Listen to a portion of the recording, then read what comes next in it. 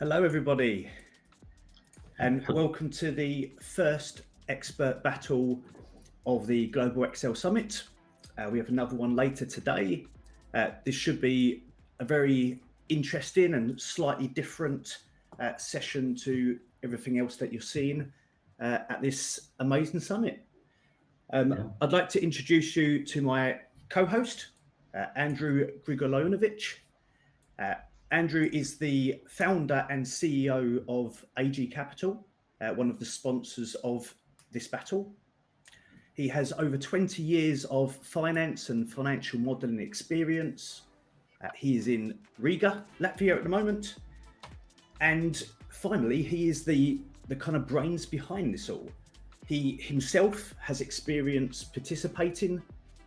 He is a 2 times finalist of the old Model-Off Financial Modeling Championships, finishing 5th in the 2017 New York finals. And despite being the chairman of the Financial Modeling World Cup, is the creative mind behind this case and the one later, but also many others that you can find at the Financial Modeling World Cup kind of YouTube channel and some of the past events. Wow, thank you, Alan. That was just a great introduction from you. Thank you very much. So, and it's really going to be a great event. But before we proceed, let me just tell briefly about my other co-host today, Alan Murray, who's again a person with he's an Excel trainer for 20 plus years. And probably if you've been training for more than 20 years, then you should probably have even more years of experience, right, Alan? Even more than that. Alan comes from Ipswich in the United Kingdom, and he's the brain power and the founder and the person behind the YouTube channel and the blog that's named Computer Gaga. And for those who like reading more than watching YouTube videos, he also is an author of the book that's named Advanced Excel Success.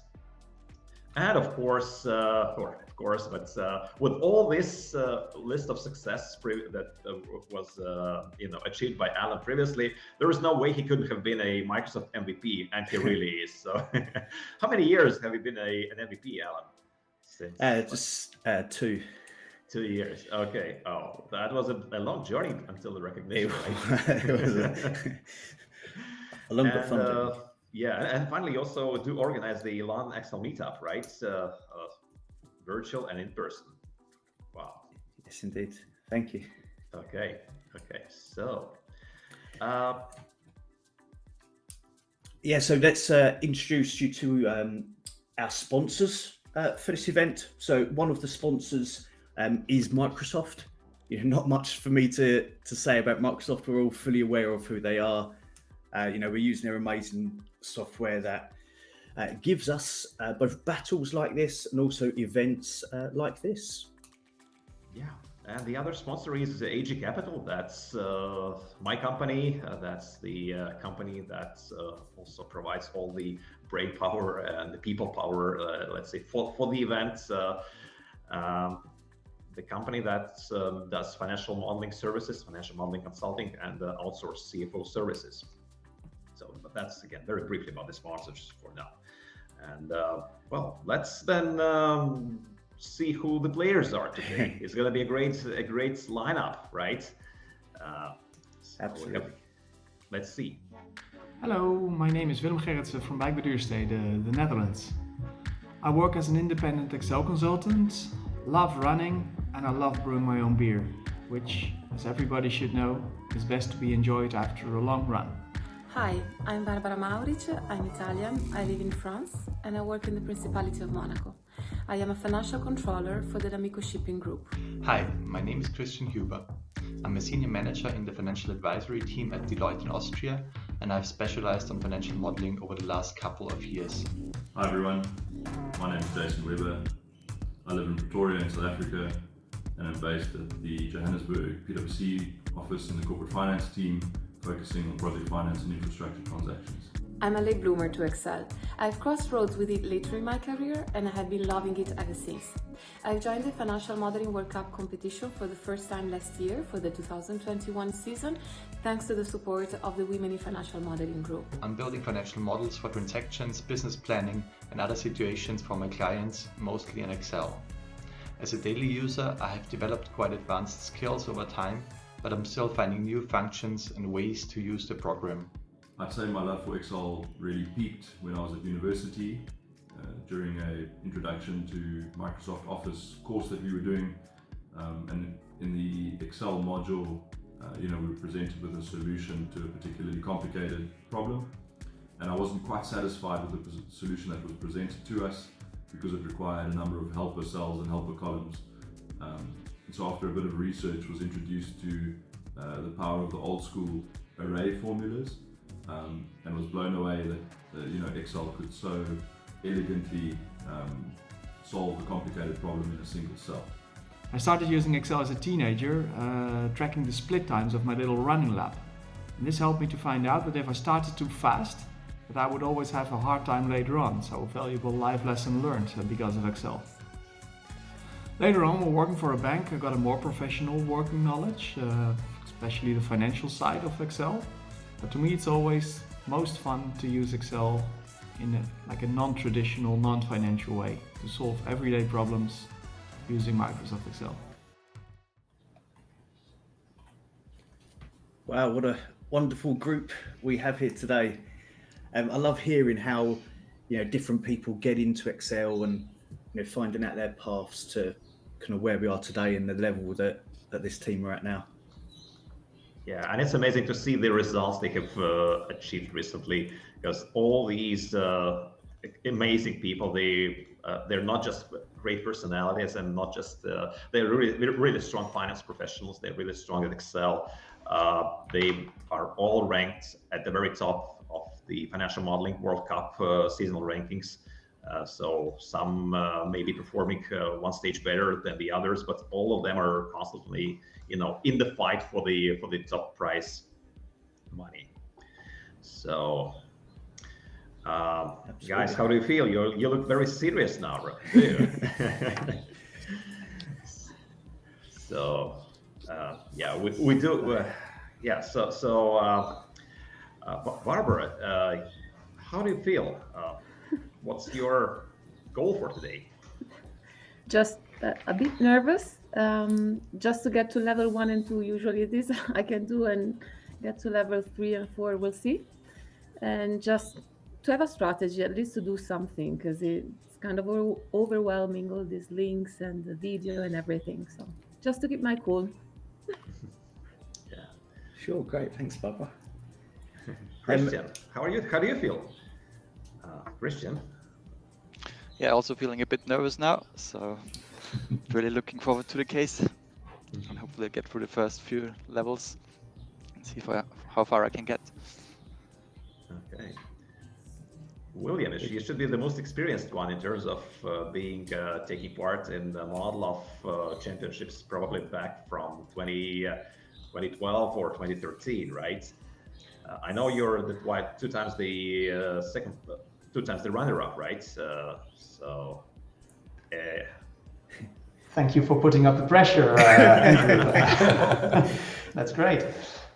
I like participating in these Excel events. I like it a lot, but it's no guarantee, because during the FMWC Open, I got kicked out in the final 16 round. So every case is a challenge, basically. Yeah. So I'm hoping to do well today. Let's see. It's going to be interesting. Okay. Do you have any family anniversaries later today? No. No. Today.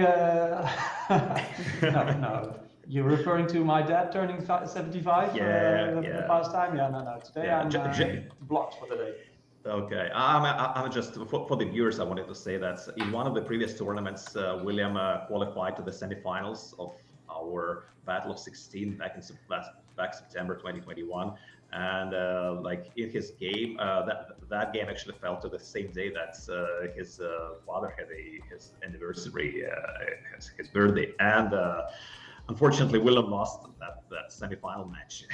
So I could be at dinner. Yeah, but you could be at the dinner, yeah. Okay. Jason, long time no see. It's been great watching you in previous sessions as well. In previous Excel as Esports sessions. How do you feel today? Yeah, thanks, Andrew. Thanks, Alan. You're muted. Not muted. Sorry. Yeah. Yeah, thanks, guys. Thanks very much for the intro. Yeah, excited to be here. Just to echo Willem's sentiments. I don't think I even got to the round of 16 in the previous round of esports. So looking forward to see if I can do a bit better this time around. But yeah, really enjoy the Excel challenges, and quite glad that the case that we'll be looking at today is something that I at least know, or familiar with at least, which is great. Super. So, on that note, it's probably a nice idea to have a look at the case, shall we? Let's do that. This time, the participants will be solving a task about a board game called Ludo. A maximum of 4 players play Ludo. In the traditional version, each has a total of 4 pieces, but here only 1 piece per player is used. The players roll a die and move their piece for as many cells as there are pips on the die. For example, if a player rolls 6 pips, then he moves his piece by 6 cells. The goal of the game is to go around the playing track in a clockwise direction and then to go until the end of the home column. The player who first reaches the ultimate cell of his home column is the winner. To finish the game, the players need to roll the exact number of pips. If a player is 2 cells away from the finish, he needs to roll a 2. The players can start moving their pieces only after they roll a 6 on their die. However, rolling a 6 does not mean that the player moves 6 cells. Instead, he just places his piece on the track and rolls the die again to determine how many cells to move. If a player's piece finishes on a cell occupied by an opponent's piece, then the opponent's piece is captured. It is taken off the board and the opponent starts the game from the very beginning.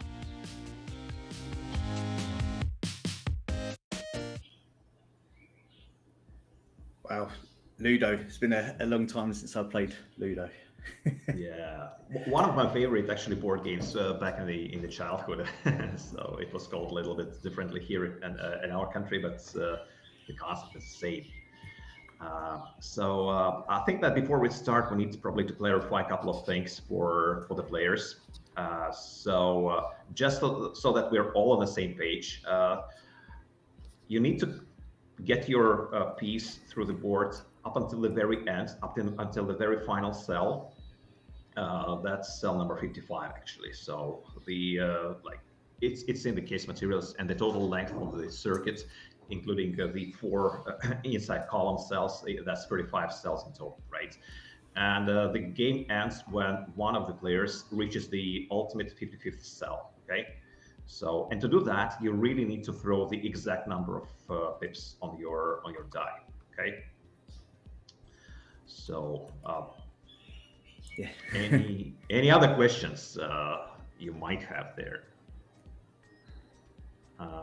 So I believe the case materials are written well enough and should be clear enough if you read them carefully.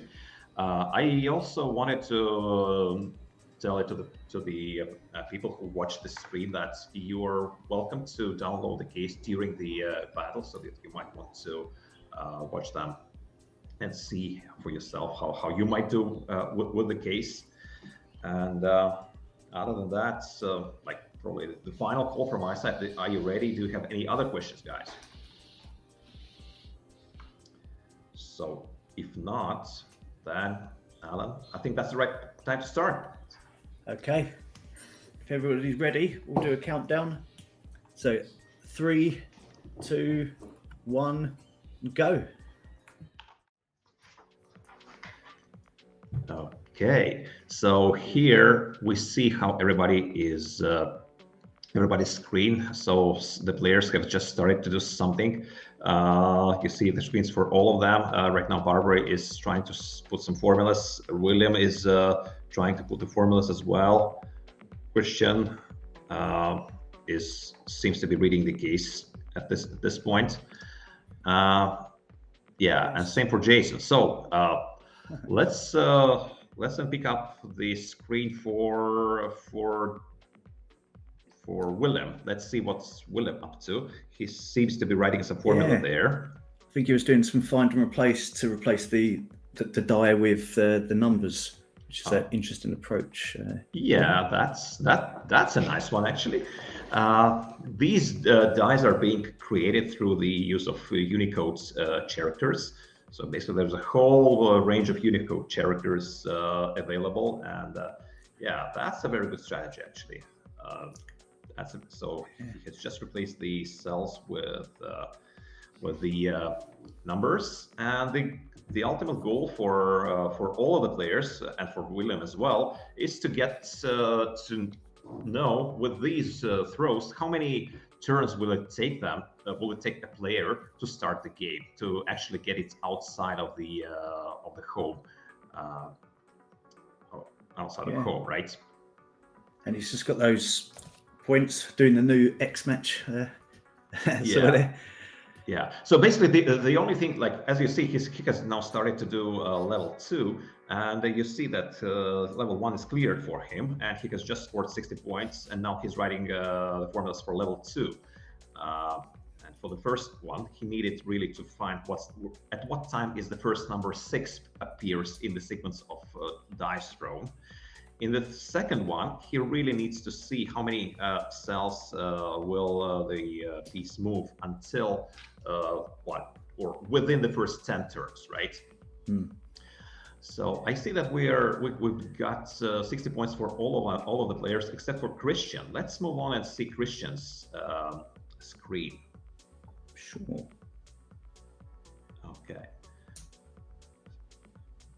So I see that Christian is trying. Yeah, he's not doing the find replace. He's trying to get the numbers next to the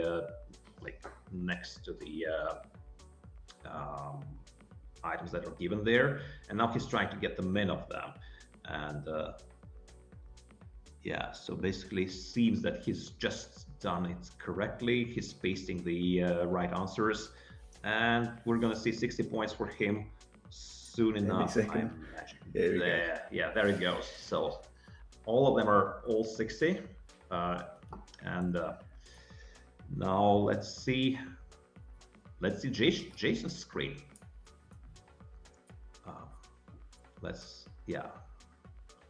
Oh, okay.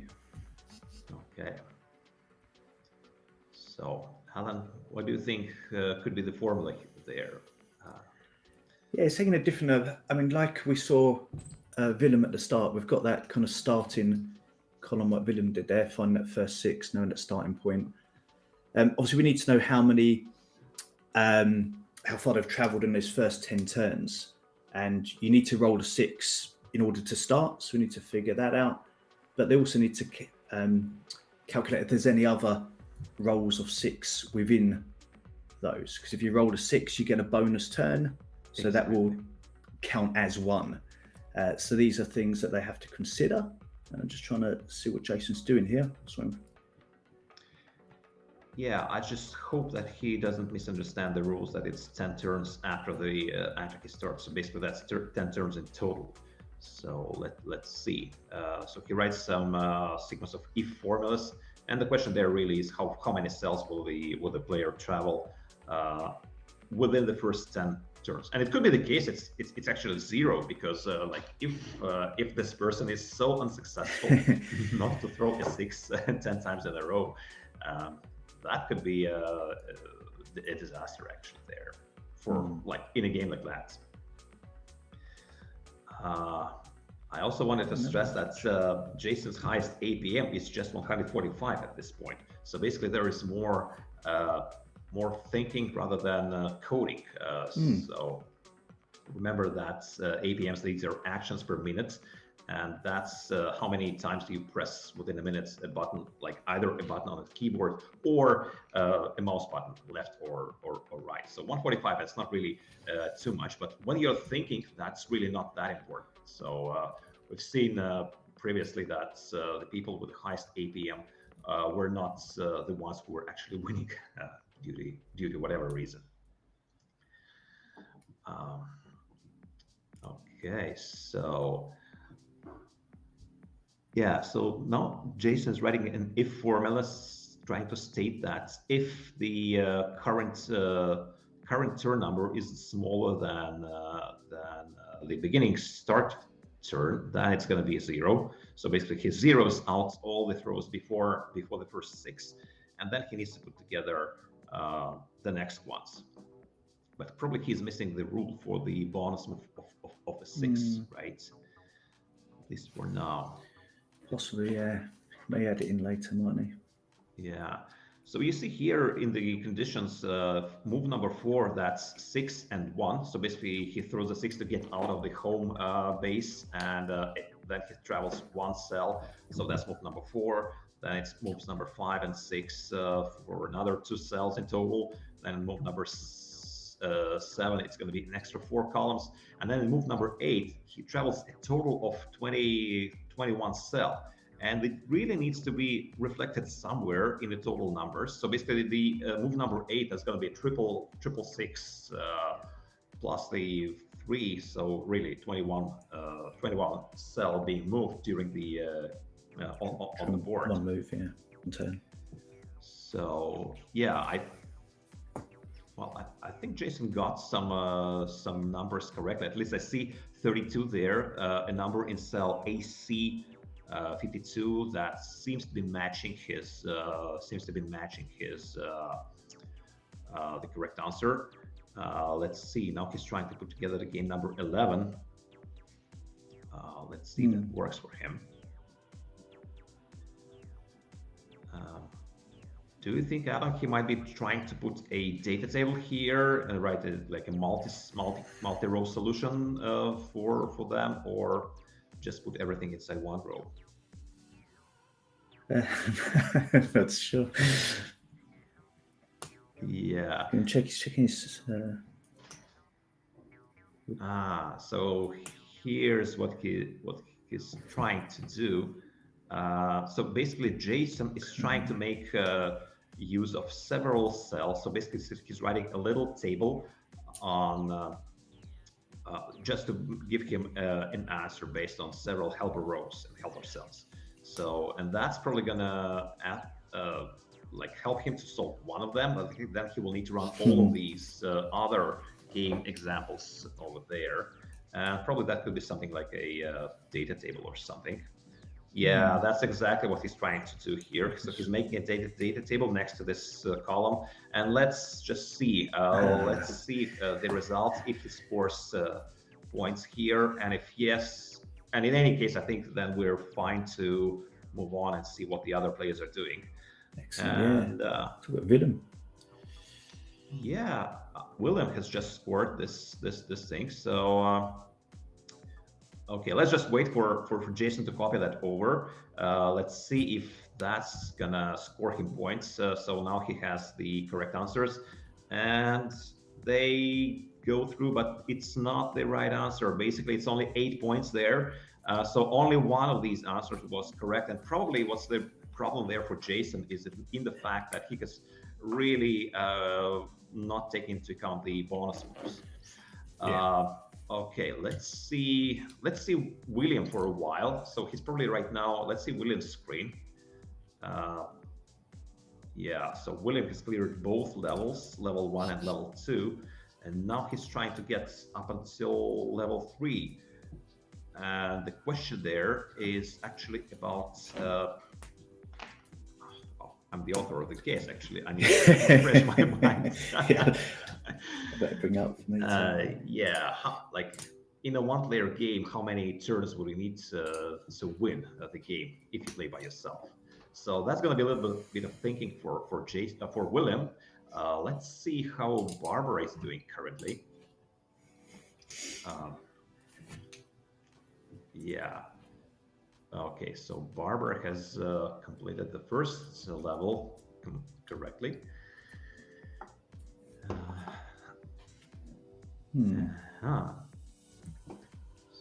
So, yeah, she's trying to do the turn count here. But I think that, again, the problem there is that she's probably, right now she's trying to write a formula. If the throw of a die is equal to 6, it's essentially a bonus move. And in that respect, that should be the previous one. So you see row number 4 is called turn count, and the 6 impact, or basically that's a bonus move, right? So right now she's going to be writing an if formula, trying to make sure that if it's a 6 in line number 2, then it should be not counting as a new one in line number 5. So yeah, that's a little bit of extra work to do here. So Alan, do you think we should move on to see Christian's screen? Yes, let's see what Christian's up to. Okay. Here we go. Oh, very high APM.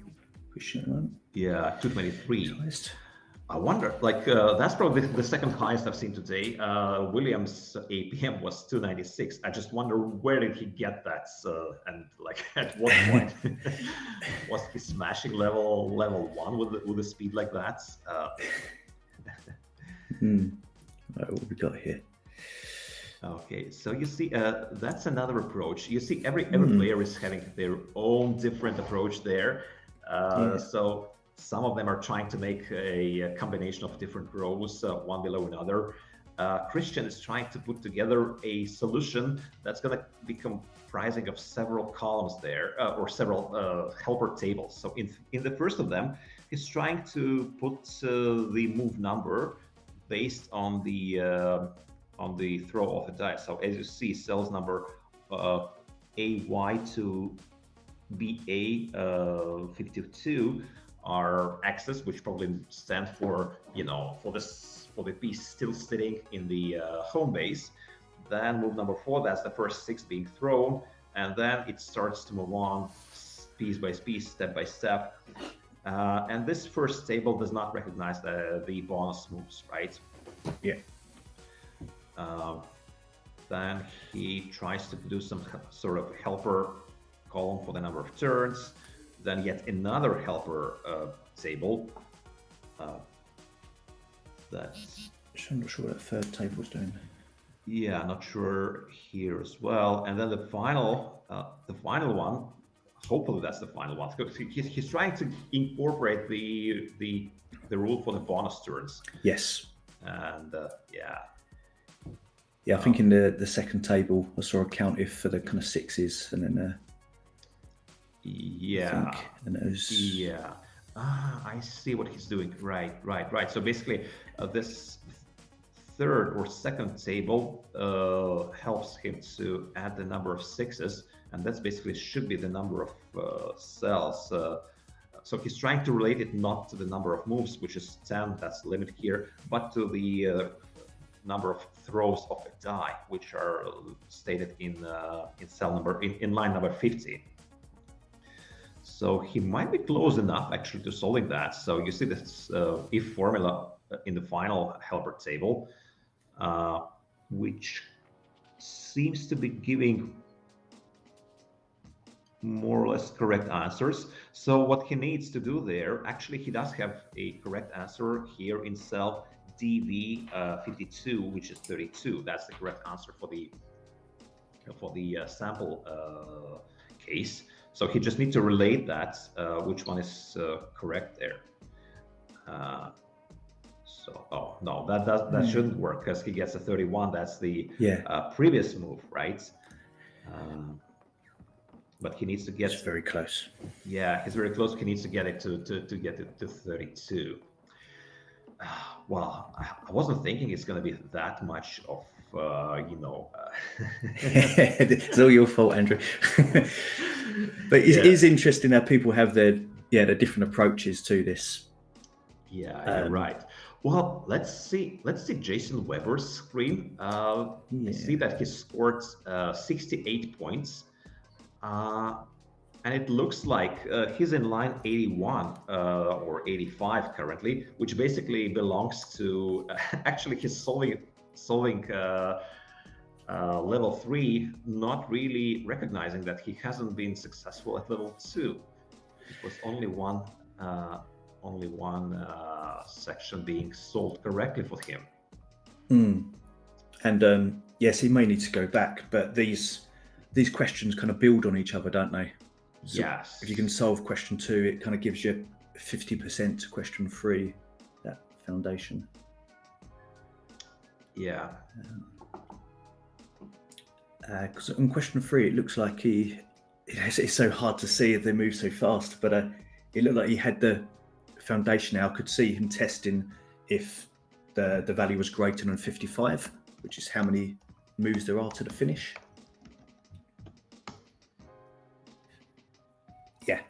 Yeah, so the whole distance is 55 cells.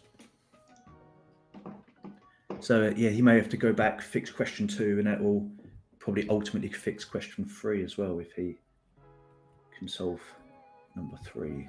Yeah, but I also see a problem there that it might be the case that, okay, let's see his results for question level 3.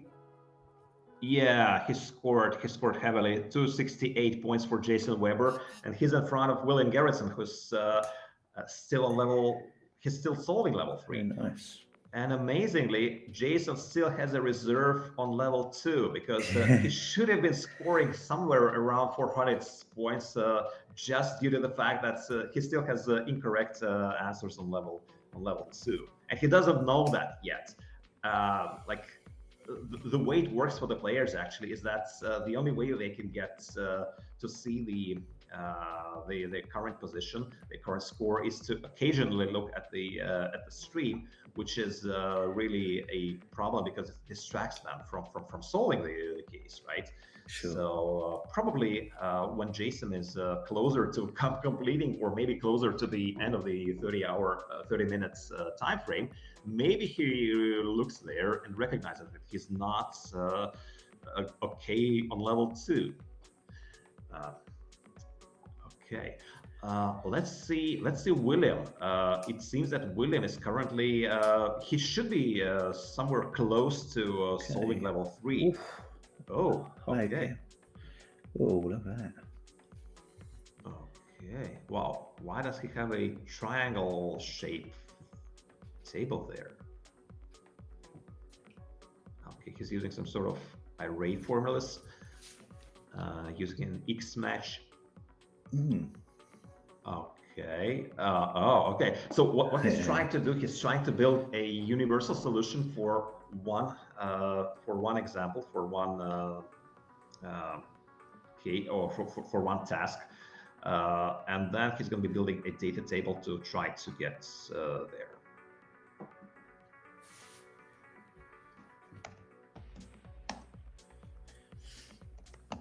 Excellent.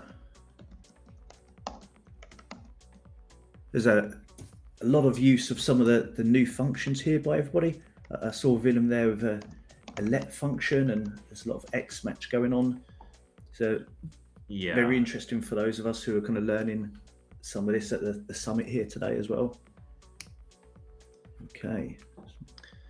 Yeah, the X-match function actually here is very, very useful because if you're trying to find, like, for example, I would imagine that people will be trying to write formulas to see where does the piece end at the end of the turn. What's going to be the number of the final cell?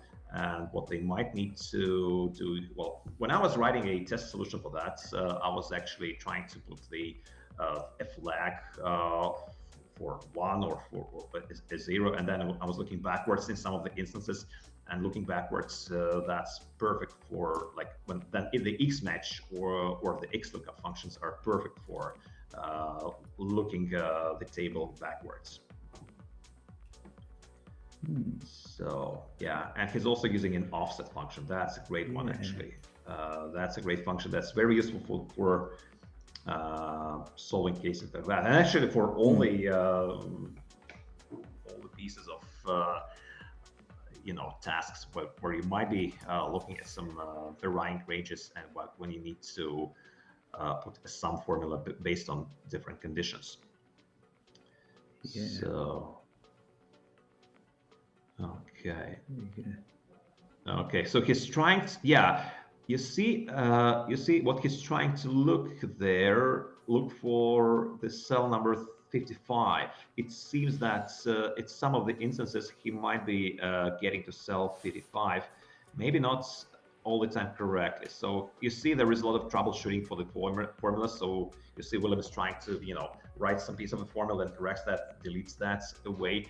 And it seems that he got himself into trouble because he really needs to clearly understand the rules, because the very, very little extra conditions that needs to be taken into account there is that you need to make the final throw to be exact. Like if you are 2 cells away from the end of the game, from the final cell, you really need to throw a 2 or a 1 and then a 1 again in one of the next turns. If you throw a 3, it doesn't count. You still stay where you are, right? Yeah. So, and I think that William has just realized that it's the problem there with his current solution, and that's what he's trying to currently solve. And he's trying to correct the formula somehow there. Okay.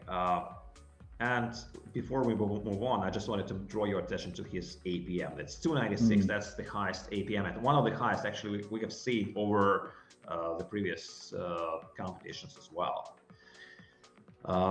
So let's see what Christian is up to. I think, yeah. So Christian is trying to put together the first level 2. So we've just showed his screen as he was scoring. You see, his score has just gone up from 60 points to 220, and Christian has cleared level 2, and now he is up to clearing level 3. Fantastic. And amazingly, if you're good at level 2, then it's not that hard to apply the same solution to a little bit of a longer, piece of data. So, but to solve that for level 3, so it's just a little bit of an extra twitch of formulas and incorporating a little bit more data. But he can still make it. He can still be in front of the other guys. So for sure. Wow. So he's looking at a big picture of his case. That's interesting. You know what? I think that what he's trying to do here, he's trying to look at what's going to be the size of the final levels, so that he might be trying to write a universal solution that's not that difficult to arrange or to adjust for the final levels 4 and 5. I think that could be one of the reasons why he has moved to the bird's eye view. Yeah. Okay, well, let's see what's Barbara up to. So Barbara is still on level 2, and it seems that it's still the problem with the impact of the bonus move that she's trying to solve there, right? Yeah. And the problem with this sample solution is that there are several bonus moves in a row. You see in cells J2 up until L2, there are 3 throws of a 6 all the times. Yeah. So, and it seems that she's trying to, she seems to be solving that. So she seems to be getting some answer, but I don't think that this answer actually matches whatever was there on example 2. As far as I remember, example 2 was actually 32. I think it should be 32. Yes. Why would she need a sequence formula? Alan, any ideas what sequence does? Sequence, yes. Is that what I was looking away from over there? Yeah. So that's what she just used to generate the series down column A there. Okay, yeah, because she was actually writing that formula for a while, and then she deleted that and just went with some other things. Okay. Oh, and this 36. So right now she's going to be doing a data table. So let's see if it works. So that's the moment of truth. So let's see if the answers table of the day. Yeah, if the answers match. So she does have some different numbers. She's going to copy and paste them to the answer tab, and 84 points. So that solution worked only partly. And I would imagine that the problem there is with these bonus moves. So something's wrong there with accounting for these bonus moves. And it seems that she probably scored only those moves that were correct. Like they didn't have any sixes over there. I think that could be the reason for having some points scored, but not all of them. Yeah, for sure. But I mean, we're getting quite close on time here, but we've seen that Jason was able to move ahead and then, jump into the lead with a successful question 3. So fingers crossed Barbara could, Yeah, let's see what Jason is currently doing. That's amazing. He's and he still has a reserve there. Yeah, so Jason is currently on level 4, and Jason is trying to put together like right now there are 2 players playing, and these 2 players, he needs to basically do or replicate his solution for level 3. With the only exception is that he needs also to attribute the dice of a roll. The rolls of a die, sorry, the rolls of a die to one or the other player, because they alternate turns. That's of course. Oh, the round between comes in play. Have a look here. Have a look here. So that's the ultimate solution. So you see, there are 3 minutes left in the game. Jason currently sees that he's not going to be able to complete his level 4, and what he's trying to do there, he's trying to make a random answers so that it's possible for him to score at least some points by guessing. So basically that's a pure guess for him. And let's see if he's successful.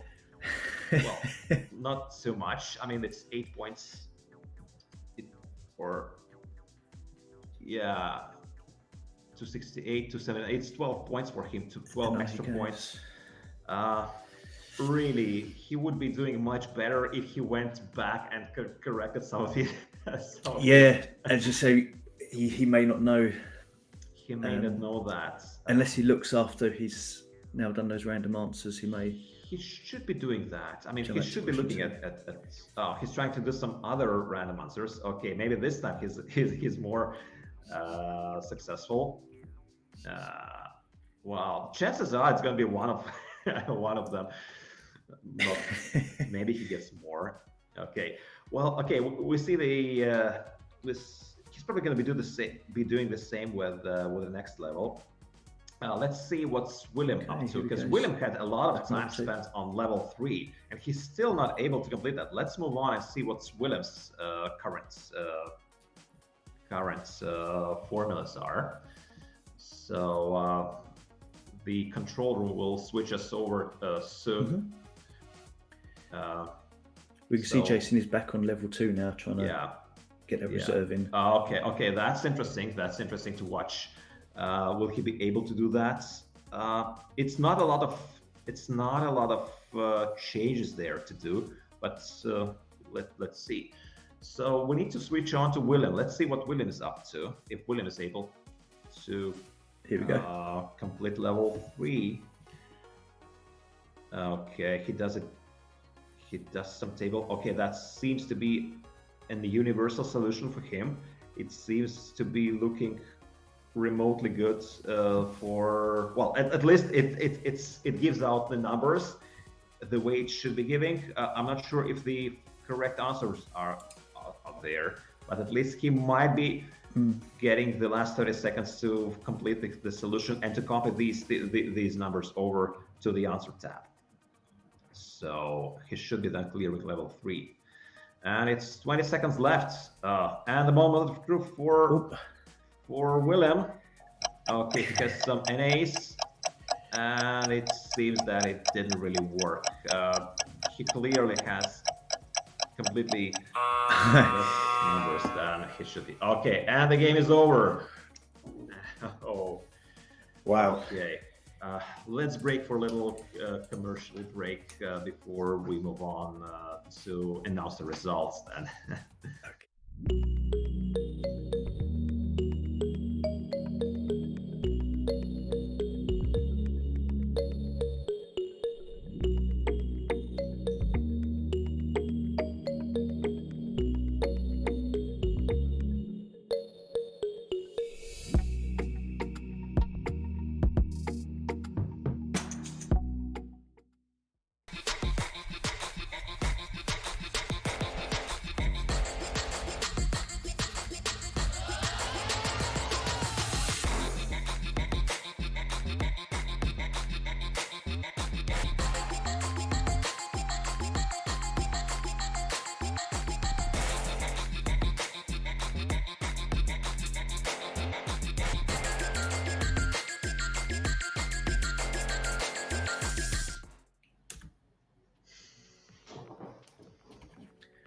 Okay, wow, that was super impressive to see everybody working in their own ways, going through, looking at their, the different thought processes behind it. Yeah, I wish I could work that fast. I'd be much more productive. Yeah, but before you do start working with that speed, you still need to think of what exactly you need to do there. And when you're thinking, the APMs are really lower than that, so and they don't make sense if you do a lot of keystrokes but don't really manage to get the right answers. So yeah, we got the APM of your mind as well, eh? Yeah. Okay, so are we ready to get to the final results of today? Absolutely. Here we go. Okay, so it seems that the game was won by Jason Hueber from South Africa, with actually quite a big reserve, as he has smashed level 3. Yeah. He had some points that could have been easily scored on level 2. And he also used the run between the guessing thing, the guessing approach. That brought him 5 points on 5% or 12 points on level 4. So yeah, it was fantastic. Yeah, strong performance level 3, and then, as you say, the little rand array. I thought in the closing seconds maybe some others would try and throw some quick marks, but maybe they knew they needed something a bit more. Yeah, I mean, Jason was actually very vulnerable, because if Willem or Christian were able to score at level 3, which was really just getting a little bit of extra, putting it in a little bit of extra logic inside the model that they already had for level 2, they would have been much farther than Jason's, because for the first 3 cases, for the first 3 levels, they would have scored somewhere in the range of 400 points, I believe. Okay, so let's see our players. Let's get them back. Let's get them back to the studio. Hey, there they are. How are we doing? How are you feeling, Jason? Quite surprised, actually. Surprised to have won, but also surprised to have scored poorly in level 2. I realized when I was going through level 3 that I'd made a mistake in level 2, and I went back after I'd done the rand arrays. I went back to try and fix it, and thought I'd fixed it, but clearly I hadn't. Clearly I got lucky with level 3, and then managed to pull 11 points out of level 4 just by pure chance. But great fun, and I need to go back and figure out what I did on level 2. But, I thought I'd managed to get through 1, 2, and 3 okay, and was trying to work through 4, but I was never going to get there in time. Yeah. So Barbara, what was challenging in level 2? So you did level 1 fast enough, and then it was something wrong with level 2, right?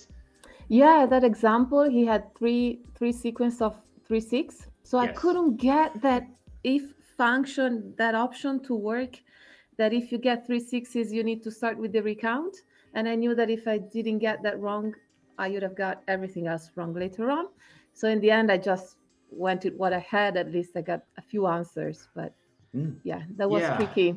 It will be fun to redo it again later. So it was a great case. Thanks, Andrew. Thank you. I mean, your solution was good, because your solution actually worked in all the instances when there were no double 6s but they were there, right? So the bonus moves were the thing that kind of worked not that well for you.